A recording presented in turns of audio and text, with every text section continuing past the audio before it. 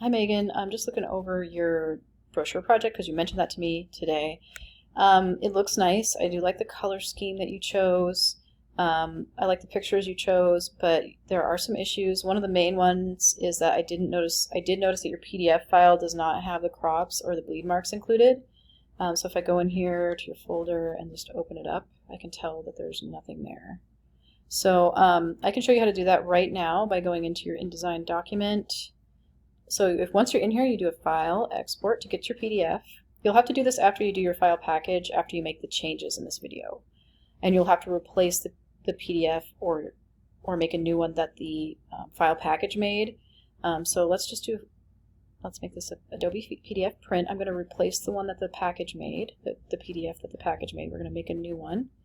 So we're going to make sure it's named the same so it replaces it. It's going to ask me if I want to replace it. I'll say yes. Under general, make sure all pages is checked. That's an important one. Marks and bleeds area is important. We want the crop marks and then the use document bleed settings checkbox to be checked. The rest of this should be okay. So let's just push export. So if we go back into our folder and open up our new PDF, you can see that the bleed marks, the crop marks are in there and the bleeds are in there as well. And my document's slightly larger too because it's including the bleeds. It looks like some of your images aren't going all the way to the bleed, so we're going to have to fix that in the InDesign document. There's a couple of problems too with the text on this page, and this page, because it's not matching what's on this page and this page. And this page is a little confusing how you have it laid out, so we're going to go over how to make that text look better. And then this adoption is bigger than these ones. I would make it the same and just put it all in one line.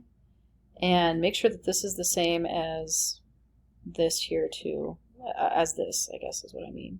Just for consistency's sake, if you want to make one word bigger, then make our bigger, here, make maybe add in our benefits and make our bigger there, and make haver bigger here so that it's consistent throughout your document if you want to do that. But consistency is key. So let's go into the actual InDesign document and I'll show you what I'm kind of noticing. So with these, these could have a similar stroke to them that you put on, so you can just click on that. So I selected them all, pushing shift down to get them all selected, and then I used the eyedropper tool to just sample, and that will put the same stroke on these images. I think something happened here that I didn't want to happen, so I'm going to have to make this a little bit bigger. Size up the image of this cat in the box, maybe. This one can't really be moved over a ton, but his little ear is kind of cute, so I'll try to get as much of the ear in there as I possibly can. This one actually works really well in that space. Okay, and then one thing too, I noticed like this text is definitely different than the text on the inside of the, so let's highlight it. First, Command A inside of that to get select all, and then let's use the eyedropper tool on page 2 and sample from that, and it should make it the same. So now it's 11 points instead of 10, because like some of this is 9 even. So we want to highlight all that by doing a Command A or select all, and then use the eyedropper tool to sample from the text that we want to sample. You can also sample from the text first, and then go through and highlight, And then you can use your black arrow tool to click off to deselect. Sometimes I go back and grab it again, and I just want to make sure, I'm going to make this the same size. And I'm going to put this all in one line. Oops. And I'm going to put an ampersand so that maybe it will all fit on one line. We can also make it just a little bit, oops, can Z that. Make this a little bit wider.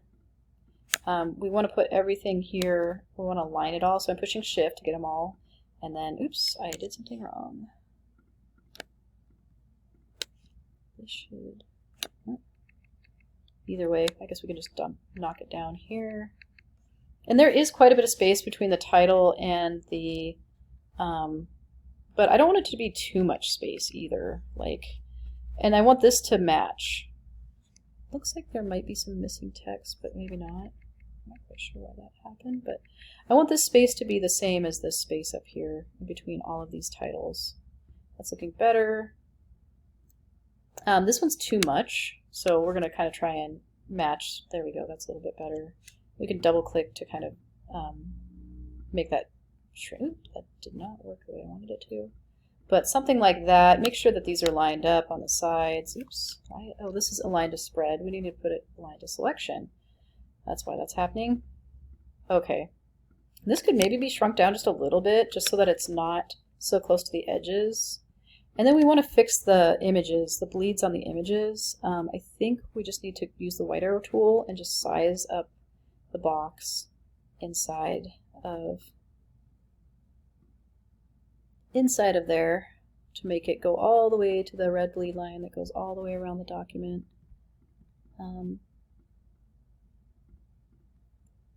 There we go. That's a little better. And there is a stroke around these gray boxes. And I think that this is a little too wide. I think the size of your panel is that wide. Could be wrong, but it looks like in your document that you do have like it's split into 4.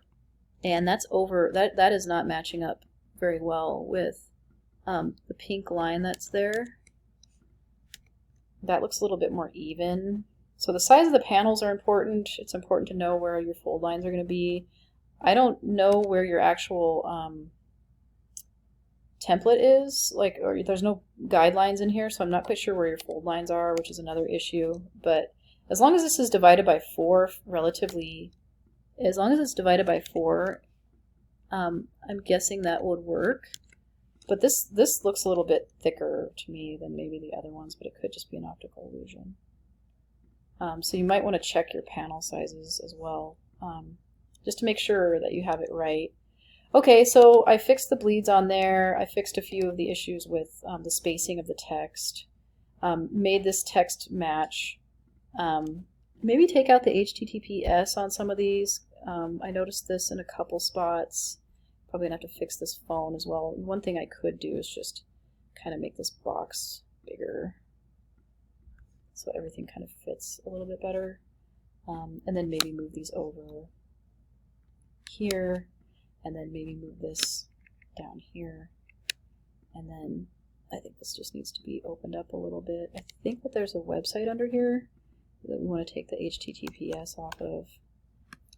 Maybe we want to just grab everything in this panel except for the background images. So I'm pushing Shift. I think some stuff is maybe locked too, but we could just bump everything up. Maybe I'll go into your layers, unlock this. I think that this must be in the layers. I'm trying to get a hold of these. Yeah, there we go. I just push Command and click around until I can get a hold of it. And maybe just bring it up a little bit, and maybe even bring this up a little bit so that the spacing between that and that is about the same. So that looks better. This one looks a little goofy still. Definitely want to make sure that the leading in our boxes is the same as this too. So the leading was 13, so yeah, these are 13 as well. I guess I did sample from all the same. Okay. So that's looking a little bit better. I think I'm missing your font. I think it's probably an Adobe font, and then that's fine. Everything else is looking pretty good. The only other thing that I notice about this is this page, so the formatting of this page here. So let's go in and I'll show you like a few tips and tricks of how to deal with this type of page. We can use the all caps, but I don't think you need to use it on everything. I think we need to use it sparingly. So maybe just on the title areas. And let's take out vicious animals quickly here.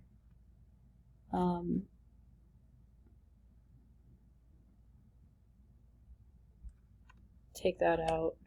This doesn't look good. City registration, altered dog is $10. Unaltered dog, so let's do this. Unaltered dog is $25. Let's just keep it. Actually, okay.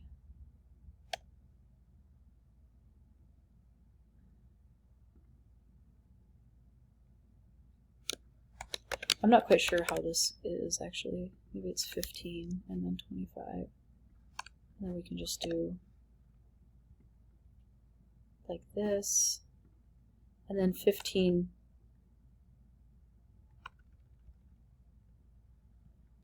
And then 35. It's probably different amounts, but you know, say this might be 20. Oops, this might be 25 or 15 instead of 10 or something, and then or 20 maybe. But they get a deal for doing more than one at a time or something. And then 35 per unaltered dog. So also let's just do this where this is not, because this isn't really a title. And then let's do an option on the keyboard 8, the space, option 8 keyboard, and then let's do a command backslash, which is the backslash button is underneath the delete button typically on a Mac. It's basically the this one here, but we're doing command in that. We're going to put our cursor where we want it to line up to, and then do command, and then I believe a backslash, and then that will make it line up to where our cursor is. Adoption fees, okay, so $5 for feral cats. To farms, we probably don't need. $50 for cat. Oops. 90.95 for a dog. Let's not make these capitalized. And then we don't need to make this capitalized. And maybe a period. So something a little closer to this would probably be maybe a little bit easier to read. We could also make the fees, since it doesn't have a black font, we can just put a stroke on it of like 0.25 and see how that goes. It makes it a little bit blurry, but it's not too bad. But it gives it that extra little heft to really help out to give those things a little bit more of like a hierarchy of scale or hierarchy of information, I guess. But other than that, I think, you know, as long as everything, all of your background colors are going to the bleed line and you don't have any unnecessary strokes on your boxes, which some of them do, but like this is looking pretty good except for this black.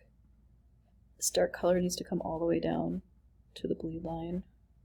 So definitely go around and make sure that you don't have strokes on boxes and that they're going all the way to the bleed lines, all the way around, and all of your images are. And then Command S that, and then you can do another file package. And you just make sure that, you know, all of this should probably be okay. You just push package, but then just check off the IDML, and you don't need it to make you a PDF print because you're going to make that print after you make your changes. You'll make that with the crops and bleed marks made. So so let me just do this. So we want the links fonts, that's fine. I mean, we could have them do that, but we don't need to because we're going to make our own. No, we don't need that. Okay, and then push package. Replace it. Okay.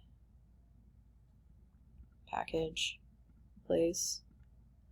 Okay, maybe I'll name it a slightly different name because it's kind of goofing up on me. And so if I go in there, this is the new one that we made. Links, fonts, INDD file. But we need the PDF, so let's just do it again. File, export. We'll put it into the correct folder, make sure that I'm in the right one. Downloads. We're going to save Adobe PDF print, save, range all, crop marks, bleed document settings, export. And that will give us the document that we want. And then you can zip that up to me and give that to me again. So control, oops, not duplicate, control compress. And then give me this zip file that it makes. And if you do this and all this stuff in the video, then you'll get a 92 or 3, I believe. Okay, we'll talk to you later.